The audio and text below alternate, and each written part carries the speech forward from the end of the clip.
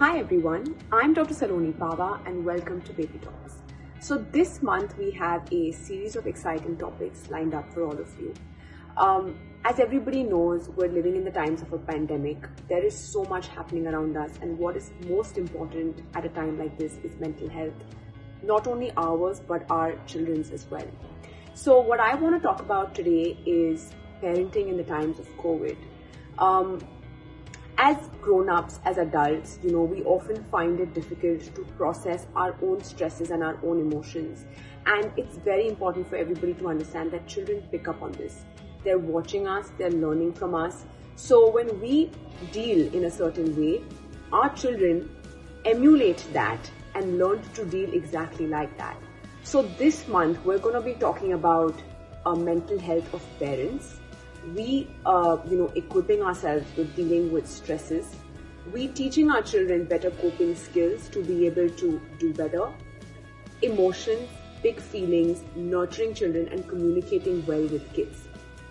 Now, oftentimes I have parents coming to me telling me that, children are acting out, they're throwing temper tantrums, behavior issues and so on and so forth. And especially in the lockdown period.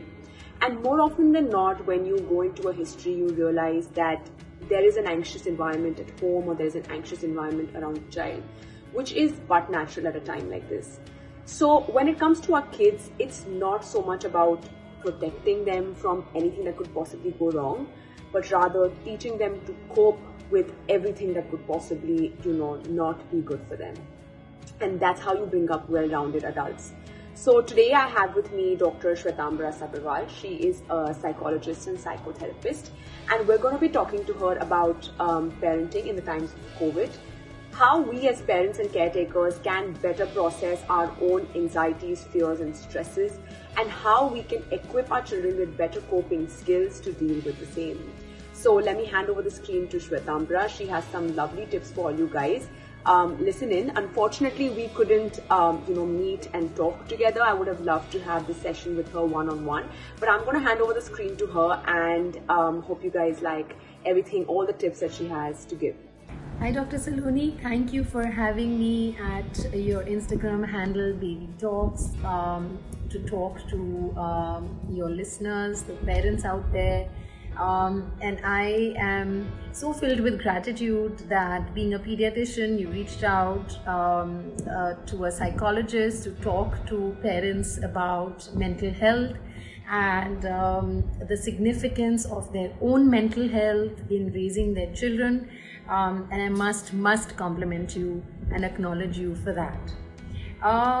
You asked me such a wonderful and relevant question that how does, the emotions of parents, anxieties of parents spill over on children and how does it impact them? And it's very important for us mums and dads to understand this. From the time when you pick up a baby and put him or her on your chest, a baby can sense your heartbeat, they can sense your anxiety, and they can sense your level of engagement. Children have extremely powerful sensors for the emotions, especially of their caretakers and their parents. And this is something that we always explain, in our parenting lessons, that we have to start learning to be calm with our children, around our children, and we need to understand what has really changed, what has happened, what makes us anxious. I think one of the most important things is that we've all gotten so busy with the performance of it or the ambition of being great parents and raising the best children that the whole joy of parenting, the spontaneity in it, is getting lost. I am not indicating here that the ones who prepare, the ones who are concerned, the ones who are anxious are doing it wrong. No. I've always believed that the people who care and the ones who are concerned are much better, far better than the ones who are too cool to care or think that they know too much. So if you are concerned, that's totally fine. But when that concern becomes anxiety, that makes you dysfunctional, and that definitely has a spillover effect on children. And I can give you multiple examples to explain this further.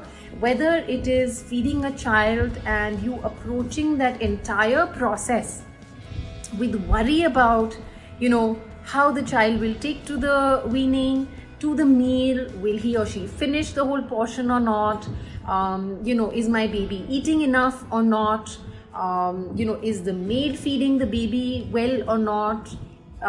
So those are the worries. Those become our focus. Then when the baby needs to go to school, it becomes such a mission and such a project for mums, not just being in school, but every little, from playgroup, the time that they have a project submission, the time that they have to wear a costume and go, the time that they have to carry a balloon to school and go, or they have to celebrate their birthday party in school or not.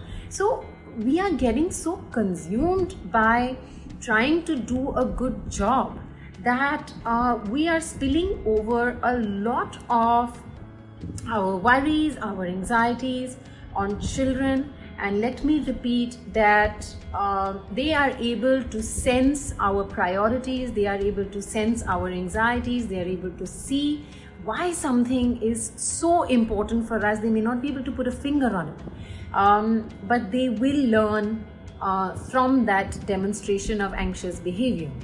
So it's very important for us parents to become aware of how we are behaving when we are taking children for interviews to school, when we are taking them for a dance performance or a ballet recital,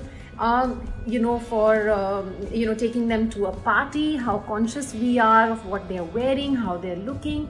So just become aware, and that awareness is enough. When you're aware of what you're doing, you will become aware of why you're doing it, and you will automatically become aware of what impact it will have on our children. Because we have all somehow, as this generation of parents, we've turned into neurotics of getting it perfect. And please let me break the bubble right here that perfection doesn't exist. Forget anywhere else, especially in parenting. It doesn't. There is no Bible, there is no Bhagavad Gita written on parenting which we could pass on to you as counselors and say, just follow these steps. So it doesn't work like that. So what works? The first suggestion I have is for you to please be calm, breathe. A calm and happy parent is the most important prerequisite for a happy, healthy child. The second is be authentic. Do what you can consistently. One day we're able to spend hours into an activity, or for example, for a birthday we're extremely interested, we're spending a lot of time. But then when it, in contrast to something else, we are not, and children are observing these behaviors. So be authentic, be yourself, the way you talk, the way you walk, the way you dress. So it's very important that at least in front of your own children, you are authentic. The third thing I want to say to you is be confident. There is nobody else who can do a better job as a mom or dad than you for your child. So please always remember and have a lot of conviction in what you do for your child. And self-doubt is, a part of parenting. We start questioning ourselves, we start asking ourselves, am I doing this right? Am I not? And like I said in the beginning, that concerned parents are my favorite parents. If you're concerned, you will research, you will ask, you will be open-minded, you will be willing to educate yourself. And what better, for children. But yes, please do remember to be confident as parents, because every step of the way, we are going to have to make decisions for them. And the last one that I want to say to you is be nurturing. Now, while this seems extremely obvious, something that all parents do for their children, sometimes we get so busy in our lives with our gadgets, with our relationships, with our friendships, with our social lives, with our work, and all of these elements are completely acceptable and understandable, but we do land up compromising on the nurturing aspect. And I am not saying that those things have to stop, those things absolutely must continue, but not at the cost of nurturing a child, because whether you accept it or not, whether you acknowledge it or not, early nurturance is extremely important for a stable, secure, happy, healthy personality.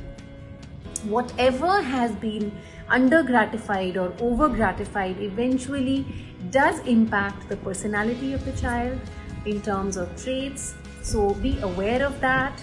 And again, this is not to stress you out or make you anxious about being with your child 24/7. Like I said, the rest of your life has to go on, but in whatever way, even if it is the little time that you're spending, if you're a working mom, working dad, that time has to be spent communicating nurturance. And you're the parents to that child, and you will know exactly how to communicate that. So trust yourself. I hope this helps. Take care of yourself, take care of the little ones, and thanks for listening. Thank you, Shwetambra, for those great insights. I am so grateful to you for extending your valuable tips. For all the parents and caretakers who are listening to us, if you guys have any questions, do write in. I'm going to be putting Shwetambra's handle as well in the caption, so you can message her directly or you can talk to us. Stay safe, everybody, and stay tuned for more. Thank you.